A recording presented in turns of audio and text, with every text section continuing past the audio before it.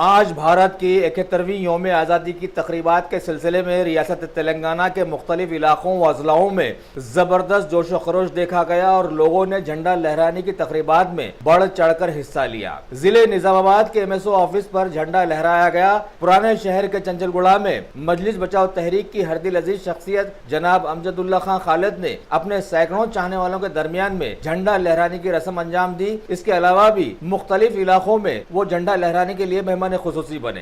मलकपेट के fire station में fireman Shri BM Vishnumurthy ने अपने स्टाफ के हमरा SFO श्री D त्रिपुटी की निगरानी में झंडा लहराया। साउथ जोन के एडिशनल DCP श्री बाबू राव ने आज DGP ऑफिस पर झंडा लहराया। जिले महबूब नगर में कुल हिंद मजलिस इत्तेहादुल मुस्लिमीन के सदर जनाब M.A. हादी ने यूथ प्रेसिडेंट जनाब जाकिर एडवोकेट की मौजूदगी में मजलिस के कसीर चाहने वालों के साथ पार्टी ऑफिस पर भारत का परचम लहराया। अफजलपुर इलाके की कुल हिंद मजलिस इत्तेहादुल मुस्लिमीन के लोगों ने भी अपने ऑफिस पर भारत का झंडा लहराकर यौम आजादी मनाई। कुल हिंद मजलिस इत्तेहादुल मुस्लिमीन के जेर निगरानी चलाए जाने वाले Deccan college of medical sciences में प्रिंसिपल डॉक्टर हमीद अब्दुल कय्यूम ने झंडा लहराया। इस मौके पर चीफ एडमिनिस्ट्रेटर श्री नारायण प्रसाद, सभी डॉक्टर्स और जेर तालीम डॉक्टर्स वहाँ पर मौजूद थे। हल्के मलकपेट के कुल हिंद मजलिस इत्तेहादुल मुस्लिमीन के MLA जनाब अहमद बलाला ने भी अपने इलाके की पार्टी ऑफिस पर झंडा लहराकर मुख्तलिफ इलाकों में झंडा लहराने की रसूमात में हिस्सा लिया। बहादुरपुरा इलाके के TRS लीडर जनाब S.A. खैसर ने भी अपने इलाके में झंडा लहराया